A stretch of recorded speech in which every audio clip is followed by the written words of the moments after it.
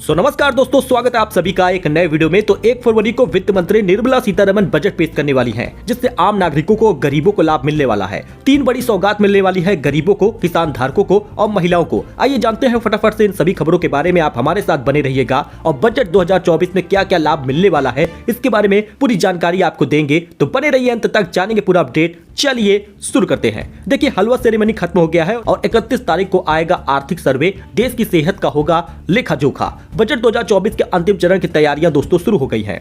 24 जनवरी को वित्त मंत्री निर्मला सीतारमण ने बजट का हलवा सेरेमनी की रस्म भी निभाई है। आप यहाँ पे देख भी सकते हैं। वही देश की वित्त मंत्री निर्मला सीतारमण 1 फरवरी 2024 को अंतरिम बजट पेश करेंगी। इसकी तैयारी अंतिम चरणों पर चल रही है। बजट तैयार करने के लिए लॉक इन प्रक्रिया भी शुरू हो गई है और हर साल की तरह एक बार फिर से हलवा सेरेमनी का आयोजन किया गया था।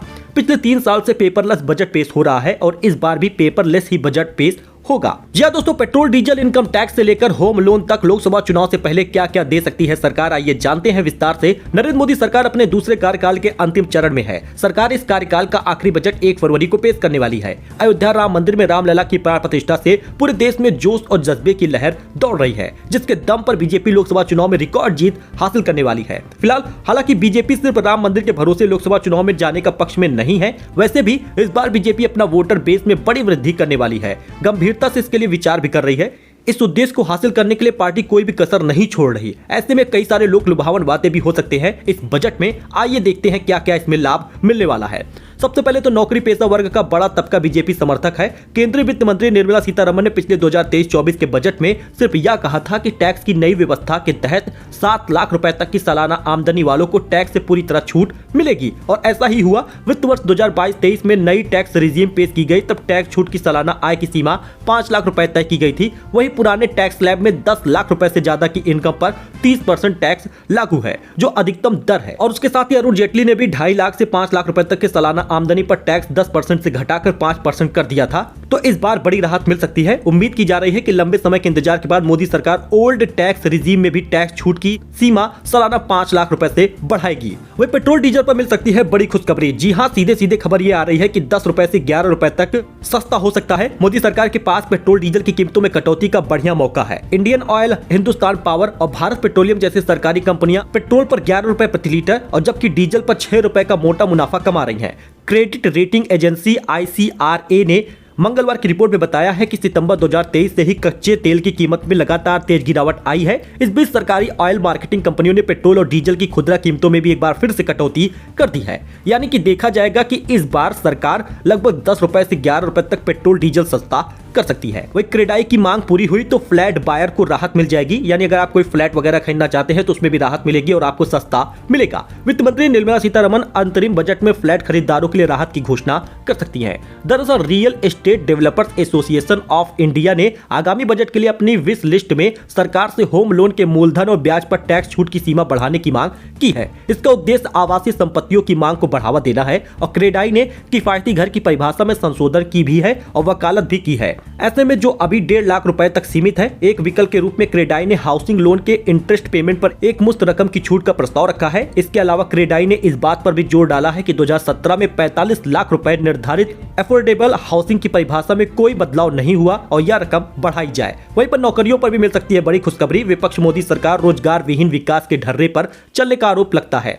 लोकसभा चुनाव में विपक्ष के इन आरोपों को ताकत न मिल जाए, जिसकी चिंता सरकार को भी है। ऐसे में हर साल 10 लाख से ज्यादा युवा देश के वर्क फोर्स में शामिल होते हैं। इसके लिए रोजगार के पर्याप्त अवसर नहीं बनेंगे तो भारत को बड़ी युवा आबादी फायदे की राह कठिन हो जाएगी। यही कारण है कि सरकार इनके बारे में बड़ा ऐलान कर सकती है और एक बड़ा रोजगार भी निकाल सकती है। वही कल्याणकारी योजनाओं पर भी बढ़ेगा खर्च। आपको बता दें, अंतरिम बजट में किसानों को, अनौपचारिक क्षेत्र के वर्करों को बजट में अच्छी खबर आ रही है। पीएम किसान सम्मान निधि और प्रधानमंत्री फसल बीमा योजना जैसे किसान कल्याणकारी कार्यक्रमों पर सरकार अपना बजट बढ़ाने वाली है। कहा जा रहा है कि पीएम किसान सम्मान निधि की किस्त दोगुनी हो जाएगी। 6,000 से सीधे 10,000 या 12,000 हो जाएगा, जिसकी घोषणा वित्त मंत्री करेंगी। वही वित्त मंत्री निर्मला सीतारमण देश में गिग और प्लेटफॉर्म वर्कर सहित अनौपचारिक क्षेत्र के श्रमिकों को भी एक बड़ा लाभ देने वाली है। सामाजिक सुरक्षा कोष में भी लाभ मिलेगा। वही वृद्धावस्था हुआ या विकलांग पेंशन हुई, दिव्यांग पेंशन हुआ, इन सभी को भी केंद्र सरकार अपने तरीके से बढ़ा सकती है। लगभग 300 रुपए का इजाफा करेगी। ऐसे में अब जो एक महीने में 500 रुपए मिलता है तो केंद्र सरकार का 300 रुपए और योगी सरकार का 500 रुपए बढ़ाने पर कुल मिलाकर 1300 रुपए तक महिलाओं को मिलेगा,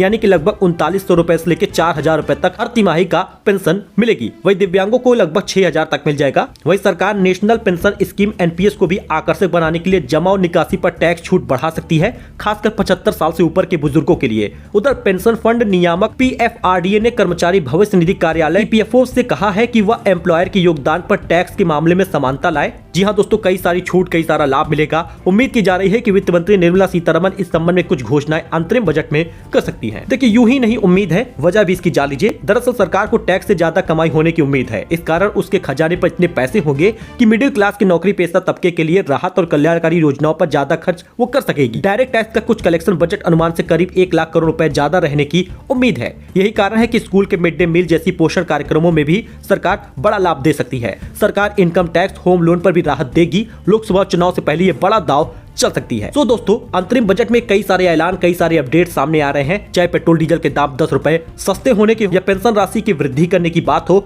या फिर किसान निधि में लगभग 2 गुनी राशि करने की बात हो, ऐसे कई सारे लोक लुभावन वादे पूरे होने वाले हैं, जिसका सरकार एक लंबे समय से इंतजार कर रही थी और लाभार्थी भी इसका इंतजार कर रहे थे। वैसे आपका क्या मानना है, सरकार किन किन चीजों पे ऐलान कर सकती है? क्योंकि 1 फरवरी को बजट पेश होने वाला है। मिलते हैं नए अपडेट में एक नई जानकारी के साथ। धन्यवाद।